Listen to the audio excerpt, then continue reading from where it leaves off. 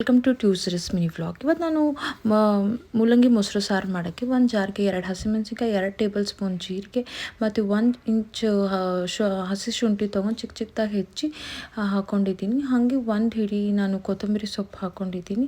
ಇದೆಲ್ಲ ನಾವು ತರತರಿಯಾಗಿ ರುಬ್ಕೊಂಡು, ಹಾಗೆ ಒಂದು ಪ್ಯಾನ್ಗೆ ನಾನು ಸಾಸಿವೆ ಜೀರಿಗೆ ಹಾಕಿ ಒಂದೇ ಒಂದು ಒಣಮೆಣಸಿನ್ಕಾಯಿ ಹಾಕಿ ಫ್ಲೇವರ್ಗೆ, ಮತ್ತು ಚಿಕ್ಕದಾಗಿ ಹೆಚ್ಚಿರೋಂತಹ ಈರುಳ್ಳಿ ಮತ್ತು ಕರ್ಬೇವಿನ ಸೊಪ್ಪು ಚೆನ್ನಾಗಿ ಅದು ಬೆಂದಾದಮೇಲೆ ನಾನು ರುಬ್ಕೊರೋಂತ ಹಾಕಿ ಚೆನ್ನಾಗಿ ಹಸಿ ವಾಸನೆ ಹೋಗೋ ತನಕ ಇದು ಮಾಡಿದ್ದೀನಿ.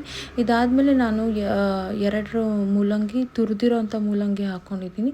ಮೂಲಂಗಿ ಆದಷ್ಟು ಸಾಫ್ಟಾಗಿ ಸ್ವಲ್ಪ ಬೆಂದು ಮತ್ತು ಸ್ವಲ್ಪ ಮೂಲಂಗಿ ವಾಸನೆ ಹೋಗೋ ತನಕ ಫ್ರೈ ಮಾಡಿದ್ದೀನಿ. ಇದು ಆರಾದಮೇಲೆ ನಾನು ಒಂದು ಪಾತ್ರೆಗೆ ಎತ್ತಿಕ್ಕಿ ನಮಗೆ ಎಷ್ಟು ತಿಕ್ನೆಸ್ ಬೇಕಾಗುತ್ತೋ ಅಷ್ಟು ಮೊಸರು ಹಾಕ್ಕೊಂಡಿದ್ದೀನಿ. ಇಲ್ಲಿ ನಾನು ತುಂಬ ಗಟ್ಟಿ ಮೊಸರು ಹಾಕ್ಕೊಂಡಿಲ್ಲ, ಸ್ವಲ್ಪ ಮೊಸರು ಹದ ಮಾಡಿ ಹಾಕ್ಕೊಂಡಿದ್ದೀನಿ. ಇದು ಮೂಲಂಗಿ ಮೊಸರು